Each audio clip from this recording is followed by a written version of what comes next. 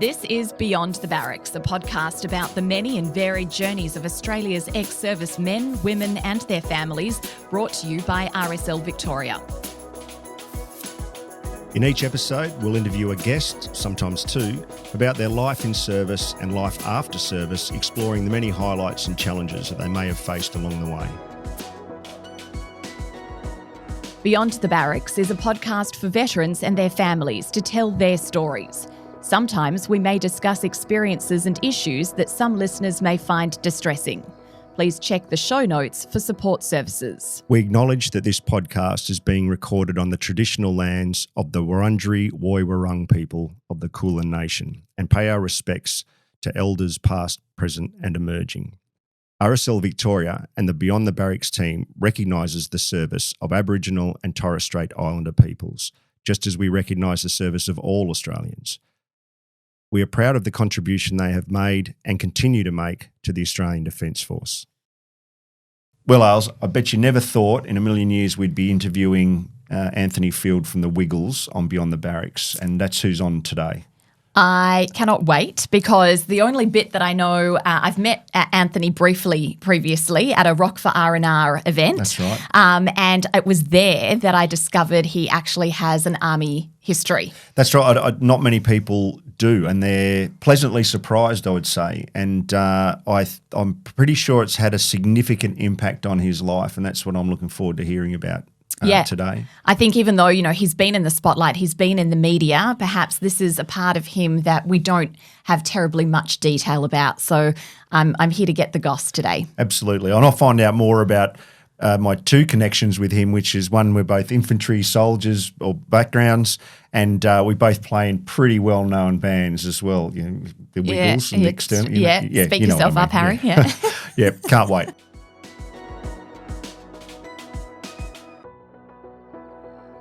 Thank you very much for joining us. Great to be here, Aileen. Probably also very well known as the Blue Wiggle, but we will get to that in due course. Maybe take us back, Anthony, if you don't mind, to your early family years. Tell us a little bit about your family. I think you're one of 7? That's right. Yeah, my hat goes off to my mum. She had 7 kids under 6. Wow. Pre-disposable nappies. I don't know how she did it. Dad was a pharmacist, and it was the days when pharmacists, there was no supermarkets selling any product that was pharmacy. So Dad, like headache tablets, all were at the chemist. You couldn't get them at the supermarket, so he was working and working. So I didn't see too much of Dad. He worked 10 till 10 at night. And I just saw him occasionally on the weekend. But I grew up in the western suburbs out in Sydney, Laylaw Park. It was great. But I don't know. We had a mini, and we had 7 kids, no seatbelts. And Dad had an old Holden. And, they used to have the holders, the long neck holders for the beers. For the beers. And he used to smoke and have the beer in the long neck holder in the Holden. It was different times. And you went to school out west, and is that where you lived until you left home? And you grew up? I went to school out west. I went to Laylaw Park Primary School. Then I went to Blacktown, which is St Pat's Blacktown. But then I went to boarding school, Hunters Hill, St Joseph's College, which is a real rugby school. Yeah. But it was the old school ways where you saw your parents once a month. It was pretty hardcore. Which, we're going to talk about the Army later, but the difference, it's kind of like I needed to join the Army, but what I found the difference was, and at the time, a lot of it hadn't been sorted out how the brothers and all that behaved to the kids. Yeah. There was a lot of things that were really not great. But when I joined the Army, I was so refreshed. Felt, the sergeants, the officers, the NCO, all the guys, they were hard, but they were fair. Yeah, and that was my real, that's when I really loved it. Because guys in the Army said, after it said, that must mean hard for you. And I said, mate, it was a breeze compared to boarding school. Boarding school, yeah. And your brothers and sisters, well, went to boarding school? Or My brothers did, not my sisters. Right. My brothers were all the same. And some of them had a good time, and my brother Patrick didn't have a great time. So two of us had a great time, two of us didn't. the military, how did that pop into your head? Is there a background in the family, or what's the inspiration? There really wasn't. It was, I mean, I say in interviews that it was Elvis GI Blues, but I did actually, because I'm an Elvis nut, and I did say, "God, that looks like fun, man." Yeah. I mean, not realising you're not. It's not Hollywood, I did go to Germany, like in GI Blues, so I did. And but it's not Hollywood. That's right. The first day I was, like when you're going down that bus to Kapuka, and they're calling you every name under the sun, and I'm going, this is not GI Blues. That wasn't what was on the movie. Bit of a reality check. Reality. So what age is this, Anthony? I was 18. You were 18. Yeah. And in those days, you could sign for 3 or 6. What year? Sorry, 1982. Right. Okay. It's only 4 years before me. Yeah. Yeah. Wow, mate. Yeah. I'm going to say you look a lot younger than I do. Oh, good on you. Harry, seriously, you're you a do. top bloke. No, I mean that. I thought Mate, you were you're going way okay. later. I'll tell you. Don't worry about that. Yeah, but so I signed up for 3, and fast forwarding. But I actually would have stayed in, but I learnt the bagpipe. I was in the infantry, and I learnt the bagpipes. And in those days, you do all the funerals, you do the flag going up, and all that stuff. Ceremonies. We actually even, this is like going back, but a couple of guys got caught stealing from other diggers, and they got drummed out of the regiment, and we actually drummed them out. Is that right? We drummed them out of the regiment. Yeah, that's like what a walk of shame. I can't imagine that. Yeah, it was. For those who don't know, being drummed out is where essentially you arrange the whole organisation. So in a battalion, 300 odd people, or might be less than that, and they're arranged on a drill square. That's and right. then the people who have brought shame to the unit are marched off and drummed literally out of the unit. And the pipes and drums. Yeah. How embarrassing. Yeah. Yeah. But I'd always heard that expression, and when I got to 5-7, I actually was part of it. Part of it. Yeah. So I saw that. That was, I don't know how I got to that, but that was one of So just going back to so you come, what did you expect going to Kapuka? You join up and you're off to Kapuka. What were your expectations? What was your experience at Kapuka? You've already mentioned it was a bit of a kind of dial down from boarding school, but so talk us through the experience. Yeah, well, look, the great thing about 1982 was that there was no internet. I had no idea what it was going to be like, and I like that. I like the sergeant. I'm sure they do it to every. I don't know if this happened to you, Harry, but he said when we got in there, he said at night time we went fill out the menus, and put it under my door, for the breakfast. Yep. As though it was like a hotel. It's great. Yeah. And then at 5 o'clock in the morning, every swear word you've ever heard in the morning, this is not. Yeah, this is not a holiday. You're not on Bondi Beach smoking drugs. So, and then getting the hair cut, do you want to keep some of your hair? They've cracked these jokes everywhere. They do, because you're doing hundreds and hundreds a week, Yeah, and I said, I'd like to keep some of it. He said, well, put your hand out. That's right. I actually really liked it. It was fantastic. Yeah, there was an Italian fellow who said, how would you like your hair done? I kind of was, I know you got to cut it off, but I wouldn't mind. And he said, no worries. Yeah, good. And I remember the terrifying, there was women in the mess, and before we went in for our first meal, they went, if you even look at them. It was like, wow. And I remember we were so busy and so tired, no one spoke because you only had 15 minutes to eat your That's meal. Right. Get it in and here. no one spoke. You just walked in and out. Yeah. Anthony, it sounds like you came a little bit from a time in your life before the army, a little bit off the beaten track, perhaps, unfocused, etc. Yeah. How quickly did the army start to instill some I don't know, some characteristic changes in you, like get you back on track? Well, I actually needed to be brought into line, you know, and I needed to be, you know, they say they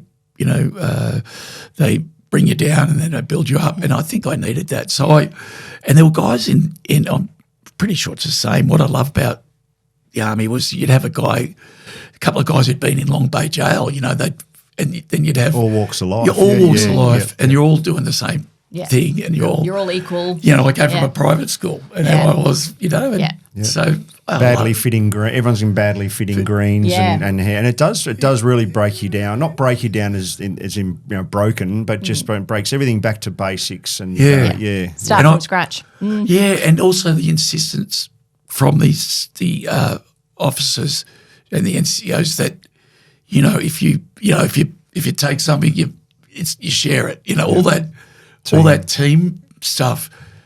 I loved it. I thought this is a good philosophy. You know, and again, I needed it. I was 18 years old, totally lost. So, you know, even to this day, I put everything in my left hand so I can salute. Not that I ask anyone to salute, but I don't. Do you do that, Harry? I carry so many artifacts, if you like, you know, physical, my language, etc. Of course, and you know, I still stay in contact with those groups from, you know, even Kampuka. We've all found each other. A couple of guys have found each other, but those initial stages of any kind of journey in a unit or whatever, it just blistered into you, you know, or they're burnt into you. I think is for life. And so you go through Kampuka. And it sounds like you had a positive experience there, and it was life changing. So how did you find out your first posting, and how did you go through? Yeah, I remember we were out bush, and the postings came through. Right. Where you going? Oh well, no, that was in Singleton. The postings came through. No, firstly, you know, I think they did aptitude. They did, yeah. So you just got sent to the infantry centre. Yeah. That's where I went. Yeah, which I was fine. The School of Cool, Singleton. It was great, mate. Yeah. So that's where I found out. I thought I was going to go up to Townsville or somewhere, but I got Holsworthy, which was great. Yeah. What unit was that? 5-7. That's right. Yeah. And that was the mechanised. That's right. battalion. The buckets. Yeah, the buckets. And once Singleton, you enjoyed Singleton. I mean, that's where you learn your craft as an infantry soldier. I did, and it's funny, people take different. I used to love. You'd be out in the middle of nowhere, you thought was in the middle of nowhere, and the Salvation Army guy had come along. The Sally Man. The Sally Man with his the brew, you know, with the tea and biscuits and all that. And I was a naive kid. I went up and said to the guy, I was so impressed with these guys just turning up, you know, for no other reason except to help people. And I said, you know, I'd really like to become, can I do that? And he said, it's a religion. I didn't know that. No. I was so naive. I didn't even know it was a religion. But, boy, they're probably still doing it, aren't they, Harry? They are, yeah, definitely. And I think I'm not religious myself, but there is a great place for the Padres and the Sally Man, those types of things, and the bringers of morale, tea and biscuits, ales. What a boost. They were. Yeah. At what point then in your service did you deploy overseas? Yeah, that was in 1984. Okay. And I was a piper in the army at 5-7, as well as an infantryman, and drove the armoured personnel carrier. So we were traditionally, if you're in the pipes and drums, you're the ambulance or the stretcher bearers, and that's what we were. But the boys were going over to, I think it was B Company or D Company, were going over to commemorate 4 Aussies, the remains of these 4 Aussies from the Second World War in Arnhem. They were buried there, and so the pipe major picked our best piper to go, but at the last minute, Private McDaniel couldn't go, and so they asked me to do it. So I went, I'll be there for sure, and I went to Germany, and we trained with the NATO forces before the wall had come down, and what was incredible was, this is in 1984, they were pulling like what looked like laptops out and sending guided missiles. Right. And I asked our sergeant, I said, have we got those in Australia? And he said, we do. We fire one a year. Yeah. And he wasn't joking. No. And then they had the Leopard 4 or something. The Leopard. Yeah, right. Yeah. Our armoured personnel carriers, you had to do a big circle to turn around. These things were turning on their tracks. We were like miles behind. Yeah. Miles and miles behind. Yeah. We had all the Vietnam stuff at that time. So, but it was, and we did a exercise where it was the closest thing to war I ever got, which was because it was night and day, because it was the Cold War was on, war was still. Yep. We were driving through on the armoured personnel carriers with the green Howards. We'd drive through fences and properties, and they'd just mark it down people's properties. Yeah. It was wild, but so it was a bit of a great experience. It really was. Was that all pretty surreal for you? Had you been overseas at all in your life? I'd never before? Been overseas, and it was great. We went in I'm not good with aeroplanes, but it was one with propellers, and we were facing backwards all the way over, and I loved it because the sergeant came along as our flight attendant, and throw sandwiches at you. Go, there's your lunch. It wasn't first class. Yeah. No. and I had we were out bush in Germany. I had a birthday, and this was so army. Our corporal came up to me and said, "Private Effenfield, I heard it's your birthday." That was it. That's it. That's your happy birthday. Yes, Corporal. Yeah, they'd use that for tricks. So I had one birthday I spent. I had a. Remember bunghole? You get the bunghole in you get and stick a candle in it, light it, and sing "Happy Birthday" to myself, while the rest of the platoon did push-ups around me. Same experience, Anthony. It's not that year, but I remember. Yeah. You could have, but you could have a lot of fun, and it was all taken in the right spirit. And as long as no one got singled out and got too harshly treated, I think it was all good character building stuff. And you mentioned before the NCOs and the corporals that are forming who you are at that stage. As an 18-year-old, I joined at the same time. There was always an element of humour in the background of it. They're almost serious, but but always fair. I found, which was great. Yeah, you that's a formative period to go overseas, deployed on behalf of the nation to represent the nation overseas. You come back to Australia. What year are we talking about? 84, 80, 85? 85. Yeah. But you're right. You know what you're saying there, Harry? You're right. People say they represent Australia in the sporting field, but people in the army and the services, they're representing Australia. They're kind of getting a jersey themselves. That's why I really feel. Really, and when we were overseas, we were proud to be Aussies, it was good. Yeah. So you come back from that, and you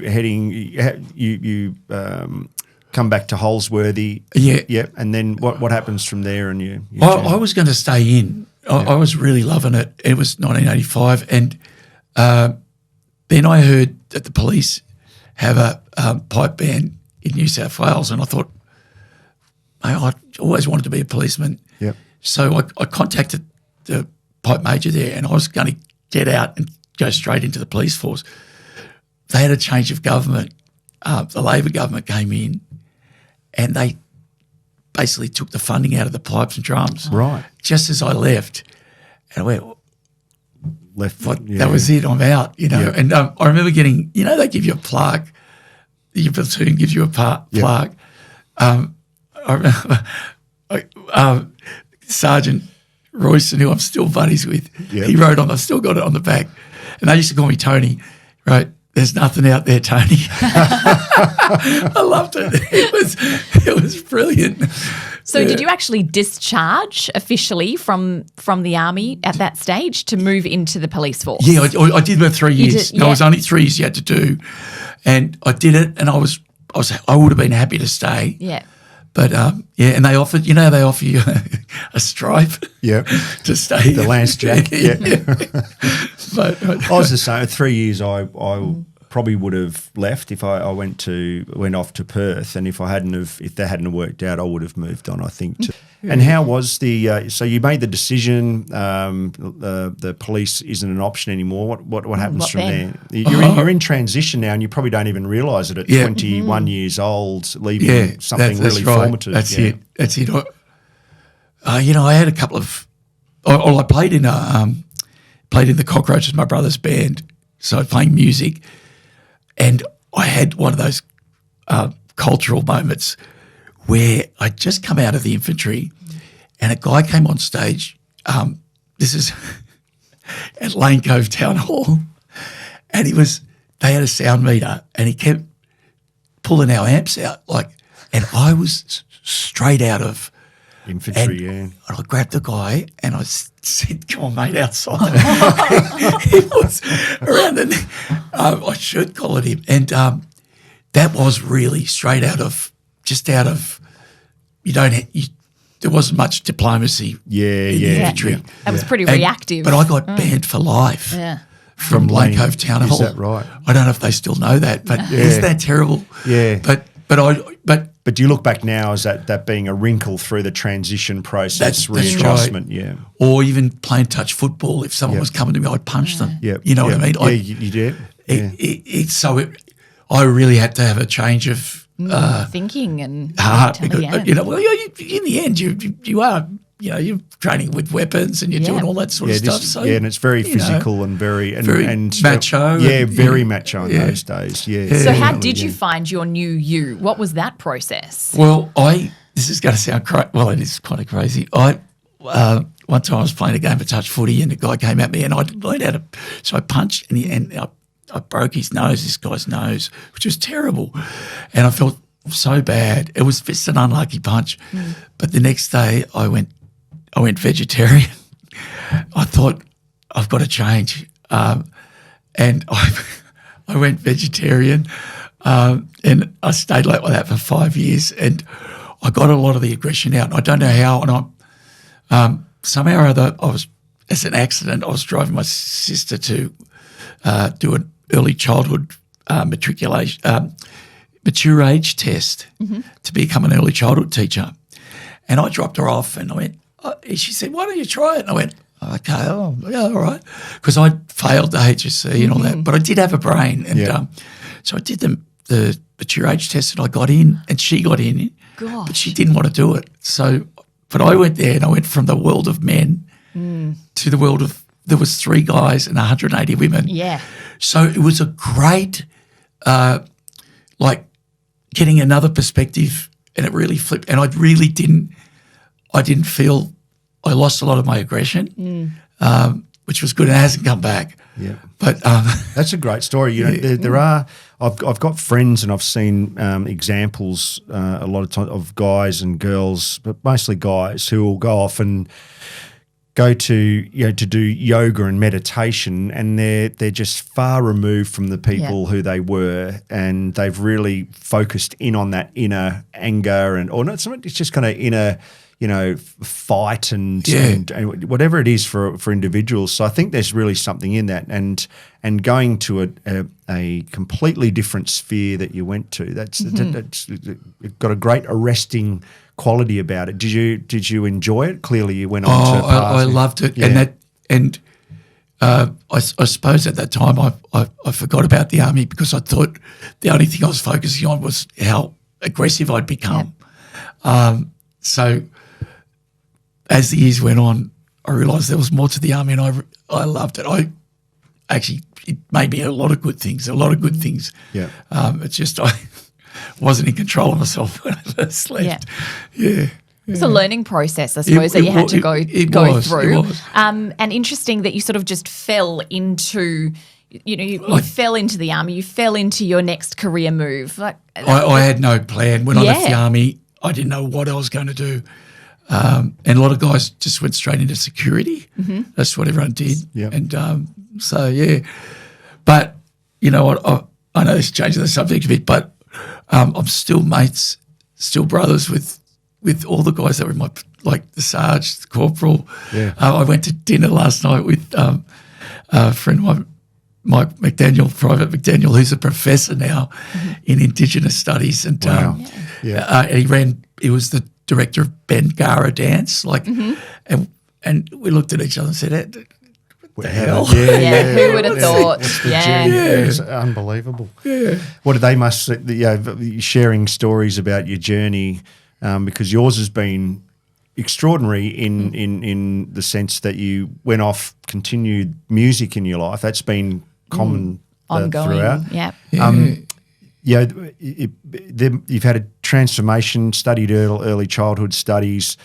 You come out of that, that's kind of a transformative experience for you. Absolutely. And then at some period down the track, you find yourself on stage Beyond the Cockroaches, who were at least nationally and to some extent internationally renowned band.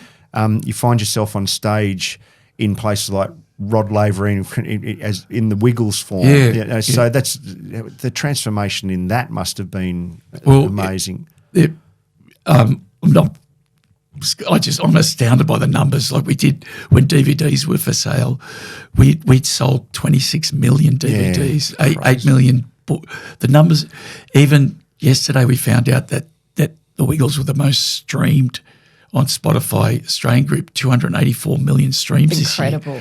So it's been incredible, you know. But saying that, I just get as much fun out of playing the local pub or, you know, playing the gigs we did at the War Memorial or, you know, like, How has that component of your life, that sort of rise to fame, how's that affected you, Anthony? I mean, you went from a very humble childhood, you know, you've done your path quietly, humbly, etc., and now I'm in this fame, international fame. You know, it's such a grounding job because we're playing for children and their families.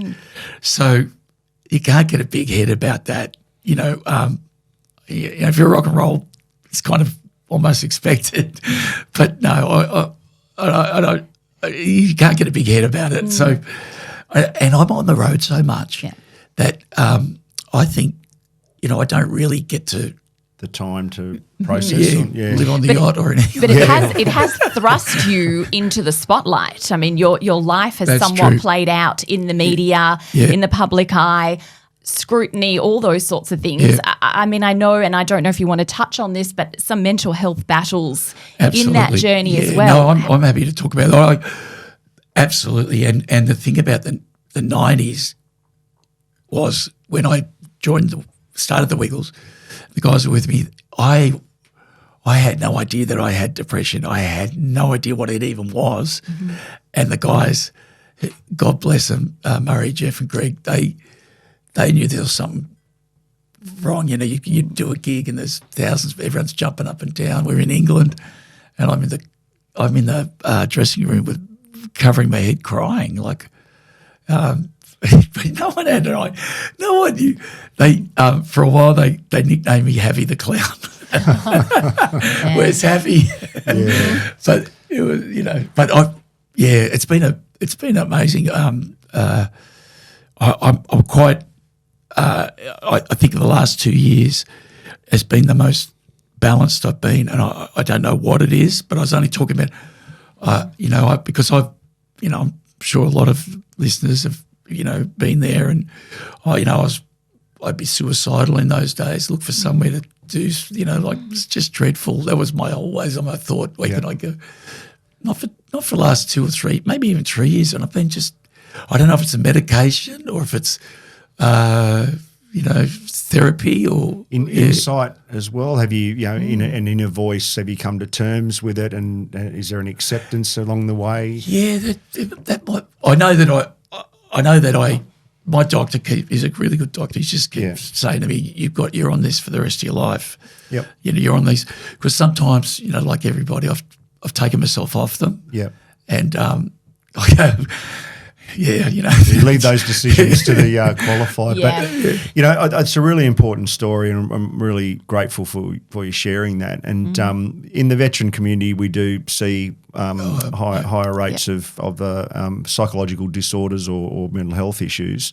And often they don't have or surround themselves, they'll isolate themselves and they don't have the friends around them to look after them, or move to a point where they gain the insight themselves. And that's one of the ongoing battles. So for you to be able to share that, mate, is really courageous. Well, Harry, I got PTSD, but it's from boarding school. Yeah. It's not from the army. Yeah. The army was the best. Yeah. So that's stayed with me forever. Yeah. And so I can relate to the soldiers who come back and they've got it. So and it goes to show the complexity of it. It's not always to do with service. There's other parts of life. Absolutely, and, mate. things are very complex. Yeah, and I do love Army.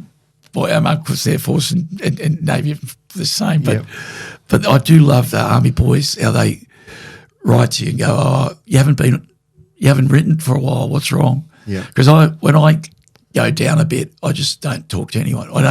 You can send me 100 emails, I'll never reply. Withdraw and yeah.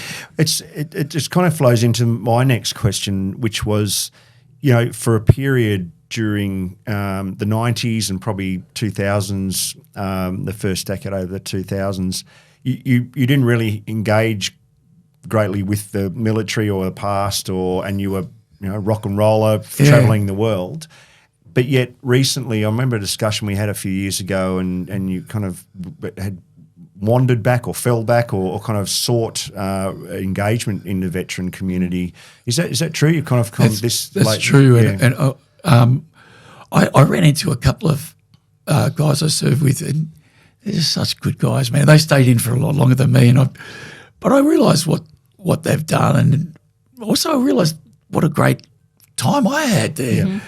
And I'm very proud of it. I thought, so proud of your service. I'm assuming that's how you landed up with your Royal Australian Regiment tattoo. Is that Judy right? first. That's right. Yeah. And I've got the bagpipe Oh, for the there Gordon. you go. Yeah. My sister, she passed away with cancer.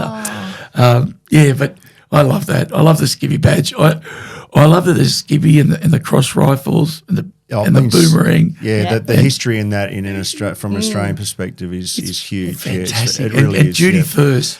Boys still write to me at the end of the right, duty first. I love it. And it's any infantryman, which I'm one as well, will, when they see that badge, get a strike of honour. And in a lot of ways, it's foundational.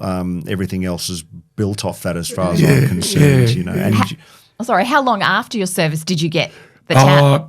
A long while. Yeah. It was just hanging out with the boys. They bought me a RAR ring, which I don't read rings, but it was really nice. I said, you're back, man. I went, okay. And so you have been in a way. You come and helped us with the Rock for R&R. I know you've re-engaged with a whole lot of people, former mates, etc. And when I asked Anthony if he'd come on, it was there wasn't really a question at all. It was yes, mate. It was just we got to organise it. But organise, you are organised, and I am not. Yeah, but that's cool.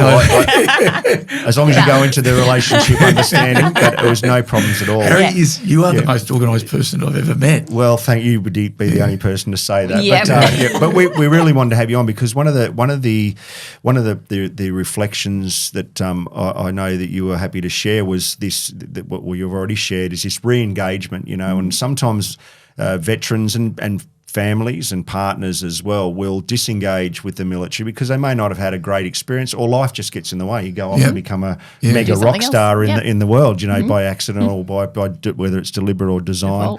But it's I guess my message is that's cool, that's all right.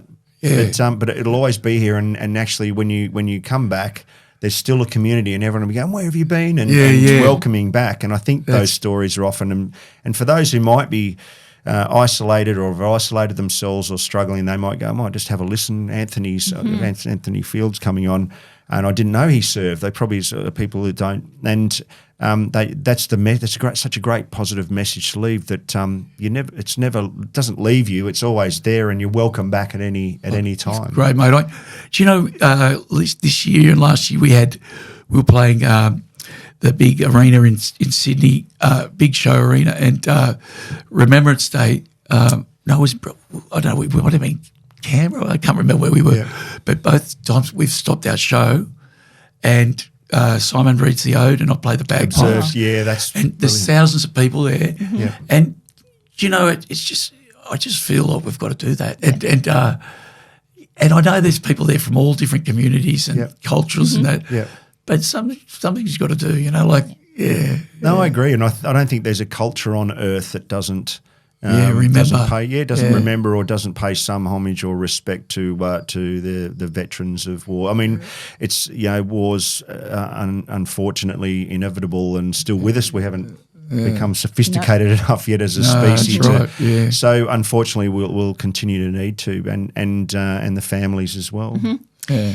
And in hindsight for you, Anthony, I mean, obviously everything's tracked really well for you. You fell into, you transitioned out, you fell into a new career path. For a lot of veterans, that transition process is fraught with difficulty. It's that sense of losing an identity, trying to recreate yourself. That's true. Yep. Do you have any, with everything that you've lived through now, have you got any advice or anything in hindsight that maybe you would have done differently or you would advise veterans now to do? Is it the planning process? You fell into things. That doesn't happen for everybody. I did fall into things, you're right, but I may not have, Yeah. So, look, the best thing for me has been talking to people I've served with and just they're there for you. That's what Harry said. It's true that there's so many guys who just want to help you out, and I think just reach out to somebody who you liked, and you can find everyone now with social media.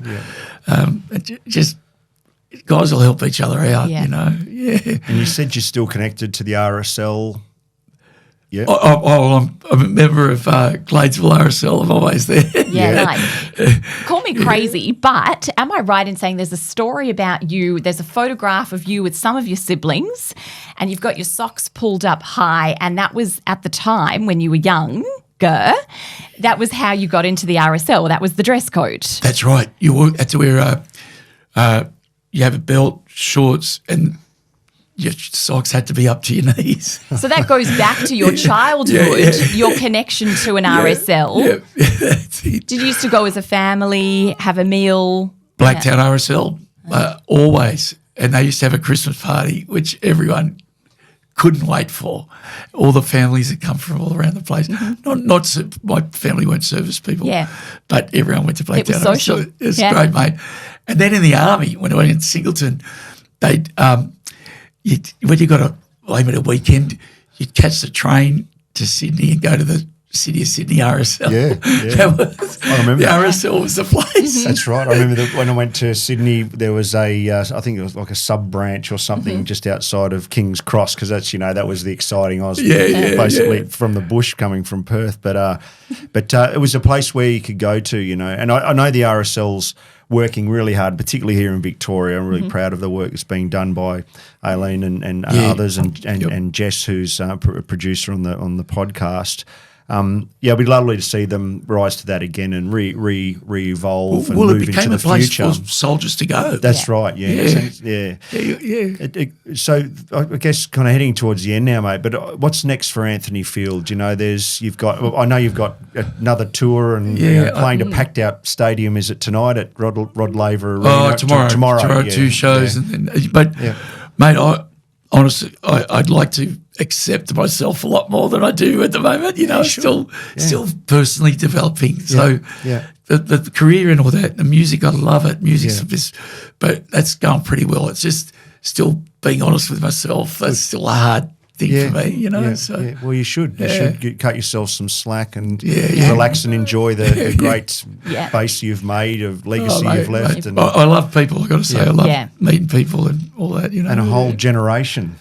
That must be hugely satisfying. It's really great. But today we went to the park here in Melbourne, and a little a fellow who's in a rock band that we know, his son has cancer. And so Lockie, myself and Katerina turned up we went to the park and played. And I'm not saying how, that's really good of her. we love that we could actually so much. help a little bit. Yeah. It makes us feel good, you know what I mean? So this poor little kid, but people are doing it tough out there, you know, with kids. We're going to try our best. And the joy you bring is priceless, I've got to say. Guys. Yeah. Yeah, mate, look, I look forward to staying in touch and reaching out occasionally to annoy you, but I can't say how grateful we are that you made the time Good today. Harry. Absolutely. Thanks, Thank guys. And mate, I look forward to the next time we can share a stage. I don't think I'll ever reach those, but just the Rock for R&R thing was excellent as well. But sharing a stage and a real thrill for me as a budding punk rocker, Ailes, to have Anthony. Those guys hit hard. You could be the next Wiggle. I don't think so. No? No. They don't come in VB colours today. Anthony, thank you so Thanks, much. guys. Thanks, mate. Thanks for having me. Cheers.